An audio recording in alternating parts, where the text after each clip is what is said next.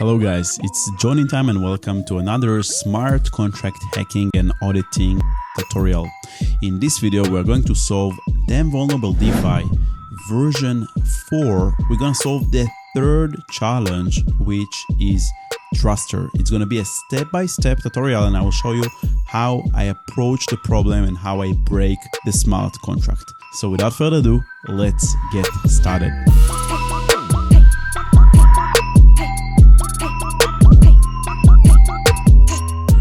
So again, this is the most recent version of Damn Vulnerable DeFi where everything is already in Foundry. The challenges got updated, so it's version 4. And by the way, you can check out my special GitHub repository with all the solutions. So if you get stuck, you can just check it out. It's public, Damn Vulnerable DeFi version 4, JohnnyTime solutions. Feel free to fork it, to start it, and so on. And also this video is part of a playlist with all the solutions, all the video solutions. So check out the playlist on my YouTube channel. All right, so this is a Truster challenge number 3. More and more lending pools are offering flash loans. In this case, a new pool has launched that is offering flash loans of DVD tokens for free. The pool holds 1 million DVD tokens and you have nothing. To pass this challenge, rescue all funds in the pool, executing a single transaction. So we have some limitations here. We have to use only one transaction. Deposit the funds into the designated recovery account. All right, so now we go to VS Code and we have the README file of this challenge.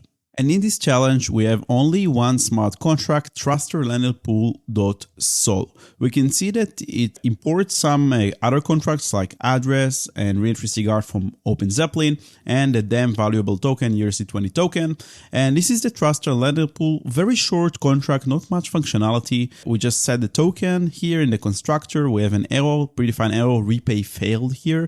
And we have the flash loan function. This is the only function in this contract, external non-reentrant function. Receives amount, borrower, target, and data. It checks the balance before of this contract, how many DVD tokens this contract possesses in the beginning of this function. Then it transfers the tokens to the borrower that was passed. The requested amount is being transferred. And then it calls a callback target.function call with the data. So we don't have another function call here. So if we just command and click here, I don't know why it doesn't work, but it's part of this address library. If we search here function call, we can see that behind the scenes it calls this function call with value function, and this is just an internal function, and it just does a low level call, right? Low level call, target.call with value and data. So now we understand that this is essentially just a simple low level Solidity call to another smart contract that we can pass the target and the data. Then we check here that the balance of this smart contract after we gave the tokens to the borrower and after we finish this callback, it should be greater or equals the balance before. So we are not supposed to have less balance after this course of actions, right? If this stands true, we revert the entire transaction with repay fail and this whole thing reverts, which means that nothing of this happened in the blockchain. The transfer didn't happen, the call didn't happen because we just reverted the transaction. And now we have to find a way to drain this pool, because this pool is supposed to have 1 million, I guess, right? 1 million DVD tokens. It's probably configured here in the setup file, in the test file, truster.t.sol. And we are supposed to find a vulnerability here that will allow us to steal all this money from the pool. And the vulnerability here is pretty straightforward. This line over here. Okay, so I'm going to add here an audit issue. And I'm going to write, this is actually bad completion of AI. This is an open external low level call. Okay, very dangerous. Why this is dangerous? Because we can pass the target, the user passes and controls the target and the data, which essentially means that me, the borrower, can tell this pool smart contract to make whatever call I want. So it's very, very unsafe when smart contracts allows other people make arbitrary calls. So it's just available external function. I can just pass the target and the data, and I can make this contract make whatever call I want. Well, okay, so we can make it execute a call, but how will we exploit it? How this is exploitable? What we as the attackers can do, and how we can use this vulnerability to exploit it and actually steal these tokens. Because it doesn't matter what we do, if we steal the money in the same transaction over here, what will happen is that by the end, if the pool lost its balance and the balance after is going to be smaller than the balance before, it will revert the transaction. So we need to leave some kind of backdoor. And if you will be creative enough, and if you're familiar with how ERC20 tokens work, you know that in ERC20 tokens, we have a feature called approval, where we can approve another address to spend our tokens. This is very common when it comes to allowing other contracts to use your token when you stake tokens or when you swap tokens in a DEX, in an AMM.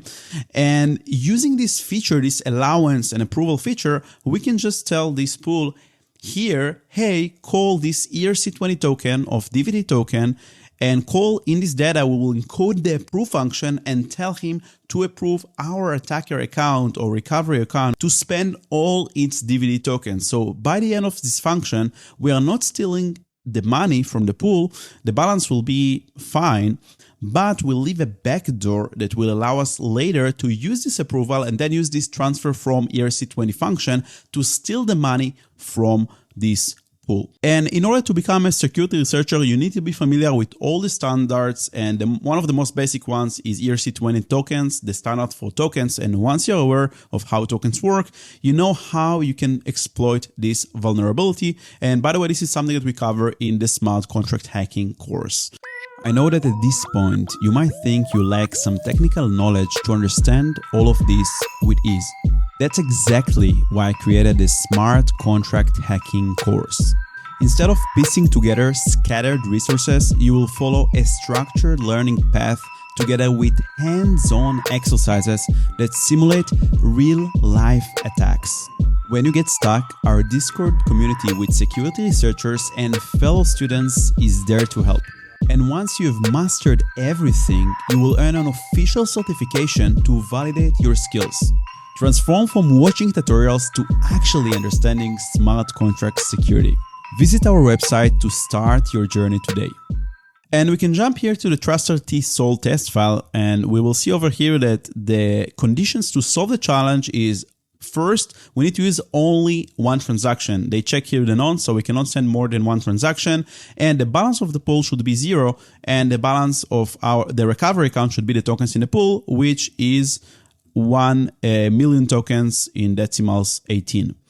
And if you can see already here, we have the solutions. So the solution is pretty straightforward and simple. I just deploy a new contract called Truster Exploiter with some parameters, which are the pool, the DVD token, and the recovery account, which tells you that all the exploitation logic is already triggered upon constructor function, upon deployment, because I don't call any other function and just created this malicious Truster Exploiter contract that exploit right here this vulnerability that we found over here. So now let's take a look at the Truster Exploiter contract and see how it operates.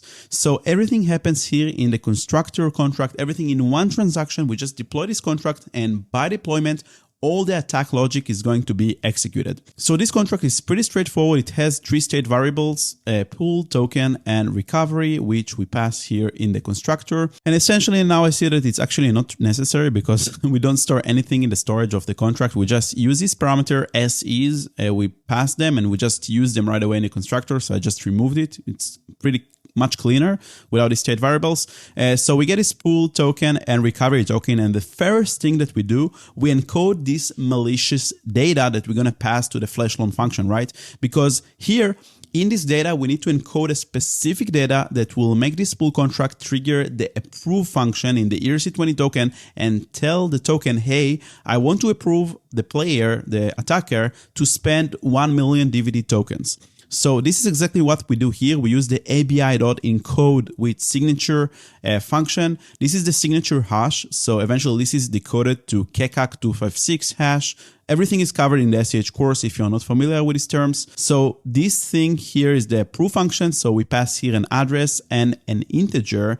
The address is which account we want to approve to spend the tokens. And obviously it's this exploiter contract. We want to approve this contract to spend the tokens on behalf of the pool.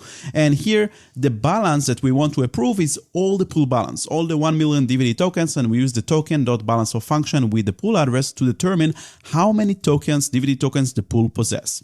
So this is the data encoded in the memory. And now we can just call the flash load function directly on the pool. We are not interested in any tokens. We are not interested in the flash loan feature. We're just interested in triggering this callback feature because we want to leave this backdoor inside. So we are not borrowing any tokens. The borrower obviously is this smart contract. The target, the contract that we want to execute the callback to, is the ERC20 token, a DVD token, because this is a token contract which has the approve function, and this is the data that we prepared. So this pool is going to call this token contract with this data, which will trigger the approve function in the ERC20 token. And if you're not sure how it looks like, you can also jump to the Soulmate ERC20 contract and see approve here. So this is the exact function that we're going to call, the approve with the spender and the amount. This is what we decoded right here. Now, after this flash loan is executed, all this code over here will run. Since we didn't borrow any tokens, the balance didn't change, so it will pass through, no reverts happening here. And then we have this backdoor set. The pool approved us to spend the tokens, so we can use right away the transferFrom function. So we're transferring the tokens from the pool to the recovery account, and we transfer all the balance on the 1 million tokens that we approved, right, in the encoding. And eventually these conditions will be true because we used only one transaction. We just deployed the contract. All the logic was in the construction. We drained all the pool, all the 1 million tokens. And now the recovery account possess all the 1 million tokens of the pool. Great. So now we have the terminal. And in order to test our exploit, we will run forge test. And we want to match path of Truster, right? Truster Sol. We are essentially running this test file and clicking enter.